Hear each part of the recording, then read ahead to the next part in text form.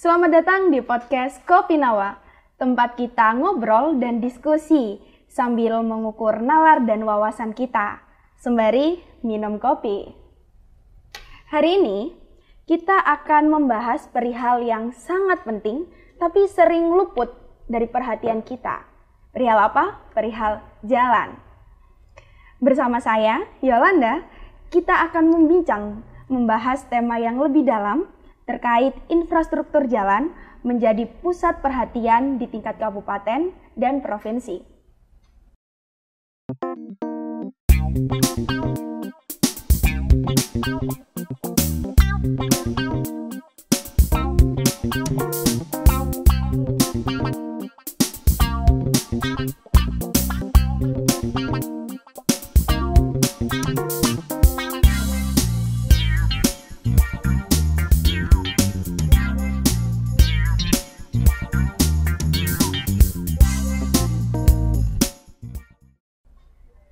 Telah hadir bersama saya, anggota Komisi D DPRD Jawa Timur, Dr. Agung Mulyono.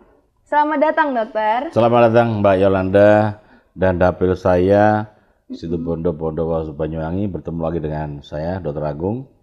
Dapil saya Situbondo Bondowoso Banyuwangi. Tentunya perhatian nanti jalan, terutama dapil, tetapi juga umumnya Jawa Timur. Umumnya Jawa Timur. Dokter, akan saya jelaskan terlebih dahulu aturan mainnya di sini. Boleh. Jadi aturan mainnya adalah kita akan diskusi sembari meminum kopi. Hari ini sudah ada kopi langsung dari kawasan Gunung Ijen. Monggo kita minum dulu, Dokter Saudara. Oke, sudah tericipi tadi. Gimana, Dokter? Dokter sendiri penggemar kopi atau bagaimana? Ya lumayan. Di Banyuwangi ada beberapa kopi, memang tidak hafal saya, tapi yang pasti kopi Ijen itu oke. Kemarin saya memang sudah nyari kopi yang tanpa gula rasanya enak. Ada kemarin, tidak hafal namanya apa, dapat saya. Jadi teman-teman pemirsa semua, sebetulnya orang kopi yang betul adalah tanpa gula. Kopi tanpa gula. Kalau ada kopi terus gula namanya bukan kopi lagi, minum gula itu. Jadi yang sehat kopi tanpa gula. Dan di Banyuwangi ada kemarin, efeknya apa, Dok? Manis, diabetes nanti. Nah, jadi kopi itu yang betul tanpa gula. Cari kopi yang rasanya enak walaupun tanpa gula. Kemarin di Banyuwangi ada, tapi sorry gak hafal. Ada kemarin saya cari ada, karena banyak varian, ada sekitar 7 varian. Saya pilih hanya 2 yang lumayan enak, sedap, walaupun tanpa gula, ya pahitnya nggak nyengat. Tapi sorry saya lupa namanya. Nanti kita ulang di Banyuwangi. Oke, Dokter, kayak gitu.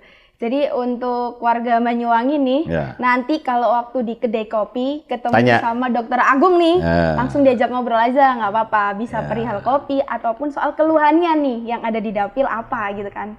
Beliau ini 3 periode menjadi anggota DPRD, benar, Dok? Betul. Dan beliau ini saat ini juga sebagai Ketua Fraksi Demokrat DPRD Jawa Timur. Dokter, karena tema kita hari ini adalah jalan provinsi, bukan sekedar aspal, tapi arah masa depan dari kabupaten. Nah, kita akan membahas terlebih dahulu sebenarnya makna dari pembangunan ini seperti apa sih, Dok? Jenengan ini kan ada di anggota Komisi D yang membidangi infrastruktur, pembangunan, dan transportasi. Memaknai pembangunan di Jawa Timur sendiri ini seperti apa, Dok? Ya, karena hari ini topiknya Bina Marga. Jalan, ya tentunya membangun jalan. Dan jalan itu ada 3 klasifikasi. Ada jalan kabupaten, provinsi, dan nasional. Nah, kalau jalan kabupaten tentunya kewenangan bupati. Nah, kewenangan provinsi, kewenangan gubernur. Pusat, ya kewenangan pusat. Nah, karena hari ini kita dengan Bina Marga, saya pengen fokus terutama di provinsi. Ya, sambil kabupaten boleh lah. Nanti kita pengen bikin semacam jok-jok dikit lah, artinya karena anggaran provinsi kan tidak gede banget, artinya di atas kabupaten. Tetapi untuk bangun seluruh Jawa Timur kan tidak mungkin 3 kabupaten, kota. Ya, nanti saya punya trik untuk Dinas Bina Marga, saya baru punya ide tadi mau jalan. Memang sebaiknya kabupaten-kabupaten yang prioritas adalah kabupaten-kabupaten yang punya potensi. Contoh dia punya wisata, contoh dia prestasi. Prestasinya apapun, di bidang pendidikan prestasi, kesehatan prestasi, wisata prestasi, itulah yang layak dikasih reward dari provinsi. Misalnya kita cari 10 the best 10 kabupaten yang prestasi atau inovatif, atau emang dia bagus kerjanya, sehingga menjadi lebih perhatian jalan-jalan itu. Kenapa begitu? Mendorong yang lain, kabupaten lain untuk berkompetisi positif. Jangan sampai kita membangun wilayah kabupaten yang kabupatennya diem-diem, tidak begitu inovatif ya. Jadi kita maksimalkan, karena alasannya apa? Anggaran kita tidak bisa semuanya. Mengcover seluruh Jawa Timur secara utuh gitu ya, Dok? Karena 38 kota banyak sekali. Sehingga nanti kalau saya sering guyon, sesuai amal perbuatan ngasihnya. Sesuai amal perbuatan gitu ya. Jadi kalau kepala daerah di tingkat kabupaten kotanya bagus, berarti dia layak nih mendapatkan anggaran besar untuk pembangunan. Dan memang ada kuncinya, komunikasi. Konlek muni dikasih. Oke, gitu ya, berarti harus konmuni nanti tak kasih gitu ya. Berarti komunikasi harus bagus gitu ya. Nah, juga ke DPR-nya. Komunikasi. Bupati pun tidak usah segan-segan. Karena anggaran di kabupaten itu apapun kurang, sehingga gandenglah dengan provinsi, pengampu dapil namanya. Nah, itu.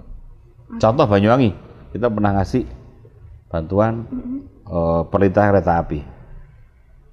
Karena di sana puluhan, hampir 100 perlintasan tanpa palang pintu, dan itu riskan kecelakaan. Dan justru saya datang ke sana tempo hari karena ada kecelakaan, sehingga saya tinjau. Saya lakukan sidak ke sana, kemudian kita cari solusi, kasih palang pintu 1,6 miliar itu tahun lalu. Nah itu. Dengar-dengar nih Dok, dokter ini juga salah satu orang yang turut menginisiasi terkait GPL.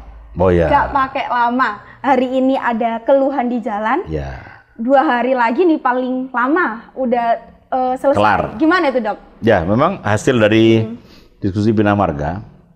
Udah tahun lalu lah. Kita minta mitra, terutama pemeliharaan. Kalau ada komplain lobang, komplain rusak, Senin, maka Rabu selesai. 3 hari kan? Rabu komplain, Jumat selesai. Ya, istilahnya GPL. GPL nggak pakai. Kenapa kita komitmen begitu? Contoh di Banyuwangi. Di Banyuwangi itu anggaran untuk pemeliharaan tahun lalu sekitar hampir 15 miliar. Ya, artinya apa? Duitnya ada. Dan relatif memang kemantapan provinsi di Jawa Provinsi di Kabupaten Banyuwangi bagus, di atas 85% lah. Sehingga mumpung halus begitu, ada sesuatu sedikit pun segera komplain. Dan kita sudah hafal teman-teman tim saya, kalau komplain kita tentunya langsung connect kepada UPT setempat di sana. Dan Banyuwangi, terima kasih responnya kepala UPT top. Top Banyuwangi. Top. Nah, Dok, tadi itu kan masukan dari dokter ya, terkait untuk pemberian bantuan dari provinsi ke daerah ini berdasarkan keberhasilan kabupaten kotanya gitu kan? Ya, itu nanti. Nanti itu kan masukan nih, masukan dari dokter. Nah, kalau dokter lihat sendiri nih, sementara ini arah pembangunan dari Jawa Timur termasuk untuk transfer anggaran ke daerah itu seperti apa, Dok? Sejauh ini? Tentunya mereka punya RPJMD ya, mereka punya prioritas. Pasti OBD punya skala prioritas. Mana yang mereka dulukan. Nah, cuman yang ide saya tadi adalah ide baru. Masukan saya baru ide tadi untuk jalan. Mengingat anggaran kita yang terbatas, apalagi efisiensi. Efisiensi ya. Ini perlu kreativitas kepala OPD memilah mana-mana yang mereka akan prioritaskan. Ya, karena melihat efisiensi tadi. Nah, berangkat dari itu apalagi efisiensi, maka 38 kabupaten kota ini biar adil. Kalau kita bangun semua tidak mungkin. memilih asal-asalan tidak adil nanti. Saya punya saran tadi sesuai amal perbuatan. Sesuai amal perbuatan. Ingat lagi ya, dicatat sesuai amal perbuatan dan komunikatif. Kon ngomong dikasih. Ya, kayak komunikasi gitu ya. Komunikasi, konmuni dikasih. Kalau enggak? Kalau enggak muni enggak dikasih. Enggak dikasih gitu ya. Oke, Dok. Kita berbicara terkait efisiensi anggaran untuk pembangunan nih. Oke. Nah, sebenarnya untuk beberapa waktu ini apakah sudah ada dampak dari efisiensi anggaran terhadap pembangunan yang ada di Jawa Timur? Karena ada beberapa anggaran yang seharusnya untuk pembangunan tapi dialihkan ke yang lain gitu kan. Itu seperti apa, Dok, kalau untuk di Jawa Timur dampaknya? Nah ya pasti namanya efisiensi berdampak lah. Dari kita aja DPR berdampak ya kan. Kunjungannya dikurangi ya kan. Kegiatannya dikurangi. Nggak apa, karena memang perintah pusat. Dan beberapa OPD pun juga mengalami pengurangan. Rapat Banggar pun mengatakan pengurangan. Ya tidak apa-apa. Kita berdoa mudah-mudahan ya setahun 2 tahun recovery lah ya. Karena bersama-sama ikat pinggang demi kebaikan bersama. Sambil kita lihat, karena Pak Prabowo kan maunya kan top itu, kita dukung kebijakan pusat. Oke, sip. Berarti untuk kondisi jalan sendiri masih aman ya, belum ada pengaruh yang signifikan? Oh aman, sampai hari ini aman, karena pemeliharaan udah tertata dengan baik. Toh mereka nanti kalau memang ada yang urgent pasti ditambahin, kembali prioritas tadi. Efisiensi bukan berarti harus berhenti, tidak.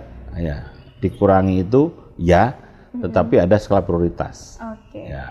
Dok, sekarang kalau kita berbicara data nih, tadi kan dokter bilang bahwasannya adanya efisiensi anggaran ini tidak memiliki dampak yang signifikan terhadap kondisi pembangunan di Jawa Timur.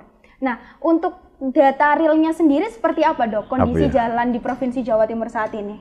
Tadi saya bilang bahwasanya di Jatim 85 lebih kemantapan. Itu udah keren, udah bagus.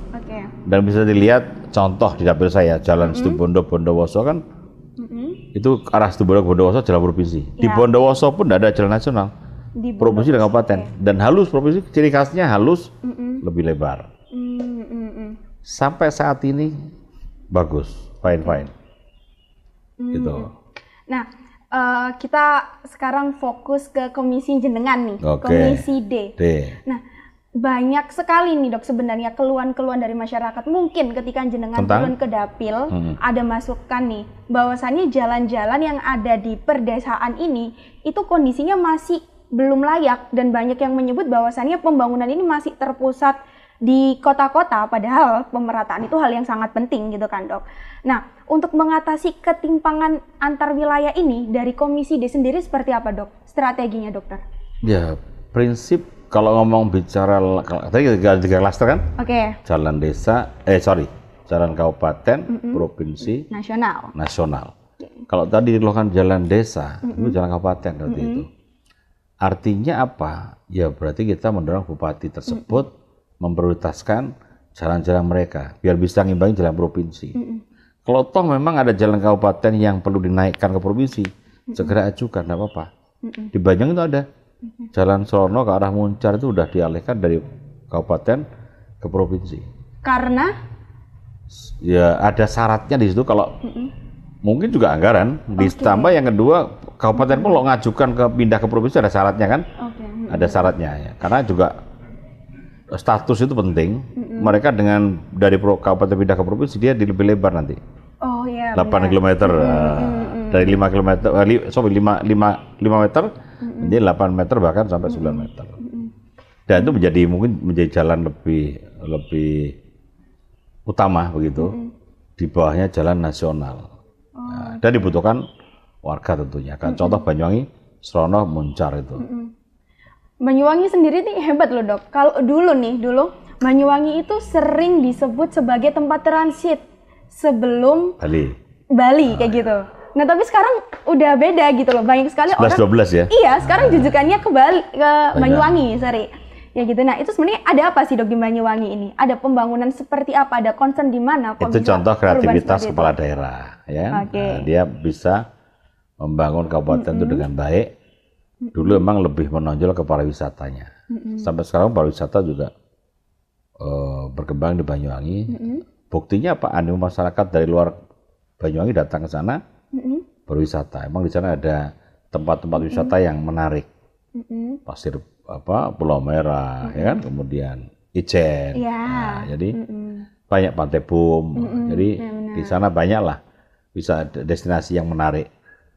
Dan saya pun sebagai wakil rakyat di sana, goes di sana juga menarik sambil ngecek jalan. Keren itu, halus ya. Dengar-dengar dokter ini hobinya goes. Ya. Gimana dok? Udah sampai mana aja di Jawa Timur dan kondisi jalannya gimana? Menurutnya dokter, kondisi jalan mana yang paling perlu diperbaiki ketika goes itu? Nah, kalau di Banyuwangi relatif provinsi ya, bagus semua. Kalau kabupaten memang lumayan, dia di bawah provinsi lah. Yang saya lihat memang yang banyak kerusakan adalah kabupaten. Jadi karena itu kewenangan kabupatennya, kita nggak boleh komentar. Tapi prinsip yang kita lewati kemarin, goes itu ya jalan kabupaten, ya jalan provinsi, jalan nasional. Tapi yang kita pilih karena yang bagus-bagus, ya kemarin fine-fine aja. Oke, dok, terkait jalan Besuki yang menuju Pasir Putih nih, sebagian kan belum layak tuh, nah dan banyak yang bergelombang gitu. Itu gimana dok? Walaupun itu termasuk jalan nasional ya, sebagai anggota Komisi D seperti apa masukan dan dorongan dari jenengan ini? Ya, karena itu jalan nasional, yang kedua ada pengampu wilayah Pak Bupati, ya Pak Bupati komunikasi dengan pusat. Jadi karena kalau yang masuk wilayah sana kan Situbondo, berarti kepala daerah Situbondo berkomunikasi dengan pusat. Oh gitu. Kita fokus provinsi aja lah, karena bagus, karena itu udah lumayan menyita tenaga dan duit. Tenaga dan duitnya gitu ya. Ya. Tapi kan itu termasuk daerah wisata dok, yang mau tidak mau turut membantu meningkatkan tingkat perekonomian kayak gitu kan. Jadi kan istilahnya tidak bisa tiba-tiba kayak udah deh ini nanti diserahkan ke kepala daerah yang di kabupaten langsung ke nasional gitu. Gimana dok? Kembali, karena kan cuma bicara Besuki, bicara Kabupaten Situbondo. Bicara Situbondo ada kepala daerah di situ, ya kan? Kemudian DPR provinsi punya kewenangan, terutama fokus dalam provinsi. Jadi apapun mestinya itu menjadi ranah utamanya Pak Bupati. Kalau kita nanti pas ketemu sambil ngobrol, komunikasi, kolaborasi bisa-bisa aja. Tapi intinya itu menurut saya kreativitas dan inovasi atau upaya-upaya dari kepala daerah pengampu wilayah. Oke dok, sebelum kita lebih jauh lagi nih berdiskusi perihal jalan, Banyuwangi dan segala macamnya terkait infrastruktur se-Jawa Timur, kita ngopi dulu aja. Oke, udah kelembokan banget. Tapi ini kopinya nggak ada gula dok, jadi aman untuk kesehatan, seperti pesannya dokter tadi. Kita balik lagi dok, kita berbincang terkait pembangunan dan perbaikan jalan ini. Sebenarnya apa sih dok tantangan utama dalam pembangunan ataupun perbaikan jalan di Provinsi Jawa Timur ini? Ya selain anggaran juga karena cuaca ya, apalagi di musim hujan begini maka akan sering rusak jalan itu, normal lah. Tapi kan selalu saya pesen OPD itu contoh kejadian banjir ataupun sesuai dengan musim lah. Musim kan siklusnya kan jelas tiap tahun. Kapan musim hujan, kapan musim kemarau, siklusnya kan jelas. Kemudian yang paling penting adalah saya bilang langkah-langkah preventive action, mencegah. Jadi jangan sampai baru rusak baru action, action. Jadi justru preventive action, baru corrective action. Oke, itu aja. Itu ya dok, terkait tantangan utamanya dalam perbaikan jalan di Provinsi Jawa Timur ini. Dok, untuk triwulan pertama ini di Provinsi Jawa Timur, itu untuk tingkat perekonomiannya itu triwulan 2? Iya, saya membahas triwulan pertama yang kemarin itu. Itu tuh laporannya itu meningkat 5% kayak gitu. Apanya? Terkait peningkatan perekonomiannya gitu. Nah, ketika kita berbicara terkait peningkatan perekonomian, apakah itu sebanding lurus dok dengan tingkat perbaikan jalan di Jawa Timur ini dok? Ya, menurut analisa saya pastilah. Karena jalan itu bisa berbanding lurus dengan perekonomian. Dan bahkan tidak hanya untuk perekonomian, akses warga wisata ya, kemudian juga untuk mereka di bidang kesehatan, ya kan? Perputaran orang tadi kan artinya berpengaruh sekali. Dan juga kalau mereka jalannya bagus, tentunya waktunya bisa lebih hemat. Kemudian orang datang ke sana lebih seneng, nggak ada hambatan. Distribusinya juga mudah, sehingga akibatnya ekonomi mestinya baik. Berarti ya dok ya, berarti kalau kita berbicara soal jalan ini bukan cuma soal mobilitas, tapi juga terkait dengan mobilisasi ekonomi. Gitu ya. Nah, itu nggak jauh-jauh lagi dok, itu pasti dekat kaitannya dengan Banyuwangi. Seperti yang Banyuwangi ini peningkatannya luar biasa di dapil jenengan dok. Sebenarnya dok, kalau kita berusaha mengulik lebih dalam lagi di Banyuwangi, ada proyek besar apa sih dok di Banyuwangi ini dok? Terlepas dari adanya wisata-wisata seperti Ijen dan segala macamnya itu dok, sehingga masyarakat ini antusias untuk datang ke Banyuwangi. Kalau Banyuwangi otomatis selama ini wisata yang mereka dengar, yang mereka tahu banyak wisatanya, karena apa? Sehingga mereka berdatang ke sana. Yang kedua, emang kesuksesan publikasi Kabupaten Banyuwangi keren. Berarti kalau bisa menarik warga kabupaten lain, bahkan provinsi lain datang ke sana, sukses marketingnya Banyuwangi berarti kan. Nah, sehingga di sana tumbuh hotel-hotel, ya kan? Baik hotel yang berbintang maupun hotel yang kecil, mereka tumbuh. Ya, tiap hari pernah ada acara KONI di Banyuwangi, nggak salah karate ya, itu full semua hotel. Ya, dan di sana ada event-event rutin lah di Banyuwangi, kayak Gandrung Sewu, kita juga budayanya juga kuat ya di sana dok. Tentunya mendatangkan wisatawan datang. Ya. Jadi selama ini memang itulah kepala daerah yang mesti berkreasi, mendatangkan orang luar. Layak untuk mendapatkan transfer dana lebih besar ya dari provinsi ini, gitu ya dok. Betul. Oke. Lalu ya dok ya, ketika kita berbicara soal Banyuwangi nih, ketika dokter reses di Banyuwangi, serap aspirasi di Banyuwangi, keluhan apa sih dok yang paling banyak disampaikan oleh masyarakat di sana? Utamanya terkait pembangunan ya dok? Ya banyak ya. UMKM, karena pengaruh sejak COVID sampai sekarang kan belum recovery secara total penuh, ya kan? Kemudian kalau jalan relatif yang dilakukan jalan kabupaten, bukan provinsi mereka, ya? Provinsi. Karena kita udah punya komitmen dengan UPT, GPL tadi kan? Iya, GPL, nggak pakai lama. Udah mereka setiap saya reses, udah saya sosialisasikan, saya tantang begitu. Makanya saya sering guyon, besok kalau lewat jalan ini ke sini, ingat Dokter Agung. Ingat Dokter Agung gitu. Berarti nama Dokter Agung ini terkenang banget ya di masyarakat Banyuwangi, Situbondo dan Bondowoso gitu. Nah,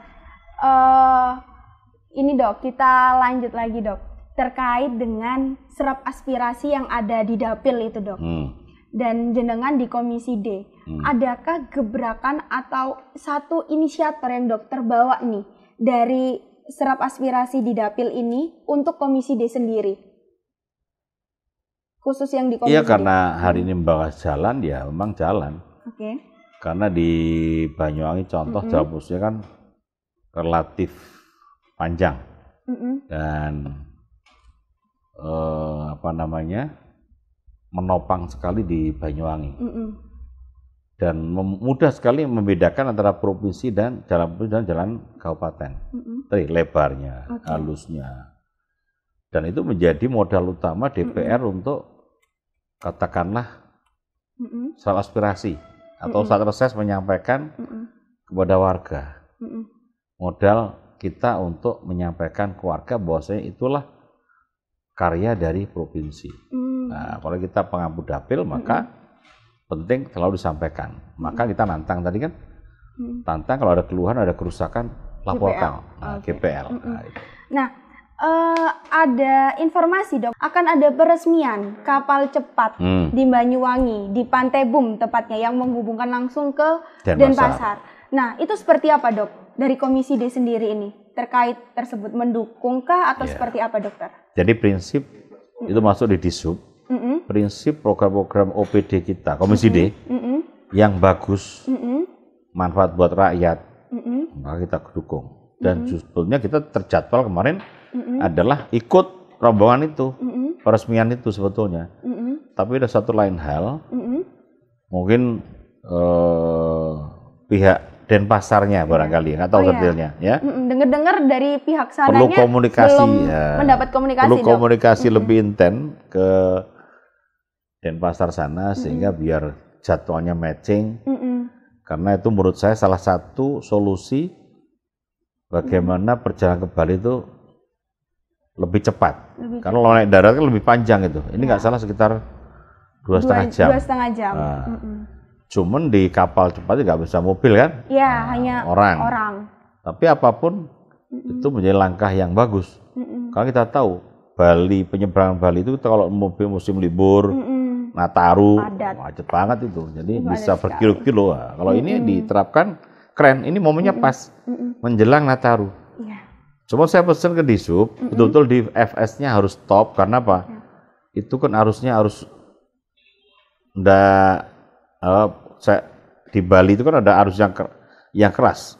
Katanya di situ rute-rute dipilih yang pas sehingga tidak sampai nanti dalam implementasinya terjadi yang tidak kita inginkan. Jadi pastikan itu memang rute-rute yang aman. Oke, begitu aman dan memang nyaman. Kapalnya pun sesuai, bisa ngatasi ombak yang ada di Bali itu.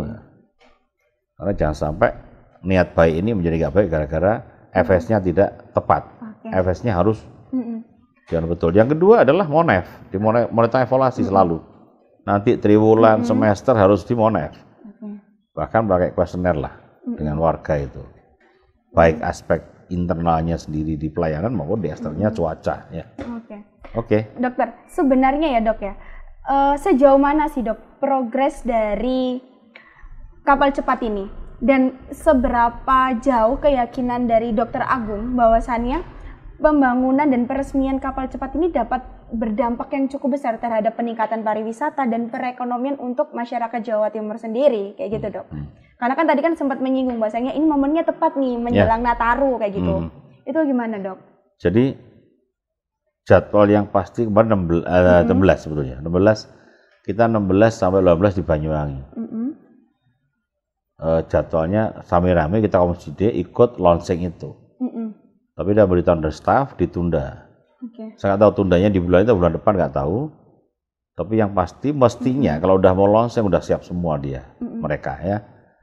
Tinggal jalan. Justru Komisi D, saya Komisi D pengen melihat langsung, merasakan langsung. Berarti dokter belum ya? Belum. Contoh Transjatim kita nggak hanya cerita doang, kita naik, mencoba, merasakan. Cuman pesan saya nanti ke Disub dicek betul keamanannya dan tadi FS-nya tadi. Dok, untuk harganya sendiri bagaimana dok? Untuk harga transportasi kapal cepat ini? Infonya termasuk tergolong murah. Sekitar berapa dok? 300-an apa ya? 300.000 salah loh ya. Saya makanya belum sampai tinjau langsung. Sampai jadi media sekitar segituan. Murah lah segitu. Itu berarti itu istilahnya bisa ya dok dijangkau oleh kalangan menengah ke bawah. 250? Atau berapa dok? Di bawah 500 salah ya. Di bawah 500. Itu termasuk terjangkau ya berarti dok ya sebenarnya. Ya, artinya dibanding orang naik mobil ke sana lebih mahal. Hitungannya. Dan lebih lama mobil kan karena di daratnya toh itu 4 jam. Benar. Nah, belum dari Gilimanuk dari Ketapang ke Gilimanuknya itu udah makan 30 bahkan ngantri sampai 1 jam bisa itu. Nah, gitu. Ini berarti benar-benar luar biasa ya untuk perekonomian Terobosan. Di Banyuwangi sendiri ataupun di Jawa Timur. Juga ini menggantikan rute yang dulu. Dulu ada pesawat Banyuwangi Bali. Pernah dulu. Saya pernah naik juga, tapi hanya 15 menit. Jadi kita lama nunggunya dibanding terbangnya. Ya. Dengan harga berapa itu dok? Waktu saat itu average di bawah 1 juta.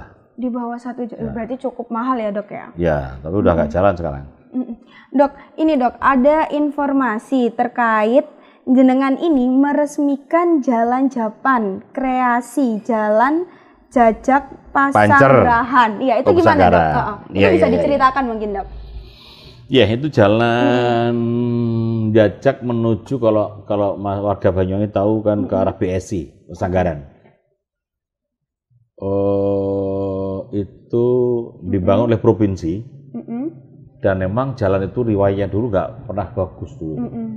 Sehingga itu menurut saya hal yang luar biasa. Dan saya sebagai warga Banyuwangi seneng karena bertahun-tahun sejak saya kecil jalan itu jalan rusak terus. Lah provinsi hadir, dibangun di era saya ketua komisi D kemarin, sehingga saya membuka di sana dengan teman-teman launching begitu.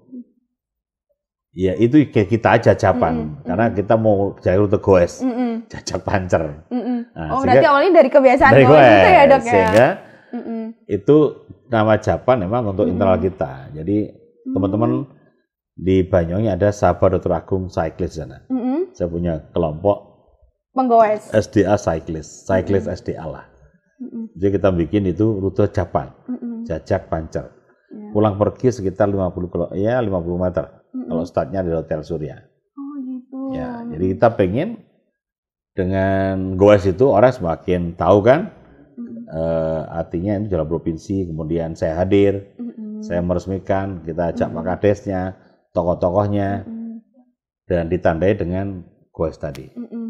Artinya dengan goes saya melihat sambil ngontrol jalan itu betul layak sebagai jalan provinsi, halus dan cocok untuk goes. Bahkan saya sering ngomong, orang Banyuwangi, orang luar Banyuwangi yang tidak pernah goes di jalan Japan itu belum ke Banyuwangi rasanya. Berarti harus lewat belum goeser gitu ya. Benar.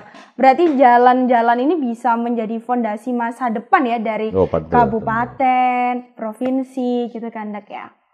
Oke, dokter. Mungkin ada harapan dok untuk pemerintah Provinsi Jawa Timur terhadap pembangunan di provinsi ini? Ya tetap ini yang udah jalan on the track jalankan, bahkan tingkatkan, jangan sampai menurun spirit dan inovasinya atau kinerjanya, apalagi ini efisiensi. Harapannya bisa lebih memilih prioritas mana-mana yang mesti dikerjakan atau dilakukan pemeliharaan, pembangunan, karena kita ingin warga kita juga merasakan jalan ini tetap mulus sehingga berdampak pada perekonomian warga. Ya, itu aja. Mungkin dok ada pesan khusus nih untuk masyarakat di dapilnya dokter jenengan atau untuk provinsi ini juga, mungkin dok bisa disampaikan pesannya nih. Ya, kalau warga dapil Banyuwangi Bondowoso khusus jalan provinsi monggo. Jenengan kalau di situ ada kerusakan jalan seperti saya reses, saya sampaikan kalau Senin komplain, Rebo selesai. Rebo komplain, Jumat selesai. Artinya apa? GPL, 3 hari selesai. Karena kita udah koordinasi dengan kepala-kepala UPT di dapil. Dan beberapa kali saya juga udah menyelesaikan Pak Kades yang komplain, kemudian warga yang komplain, lewat tim-tim saya di sana, relawan saya, atau langsung beberapa UPT, atau langsung WA saya, IG saya nggak apa-apa. Nanti kita respon, karena saya udah sering. Yang paling banyak emang saya dapil adalah nolong orang sakit. Nah, orang warga-warga yang opname, yang perlu rujukan ke Surabaya, ke Malang, selalu saya fasilitasi, terutama kontak ke direkturnya, kontak kepada rumah sakitnya situ, agar mendapatkan kamar. Karena sakit itu hal yang tidak diinginkan, tapi akan terjadi. Dan sakit itu fatal. Gara-gara penanganan salah, maka fatal. Karena saya sebagai warga atau dapil saya di Banyuwangi Bondowoso, maka saya berbuat sebisa mungkin ke warga saya, terutama dari kesehatan dan hari tentang jalan.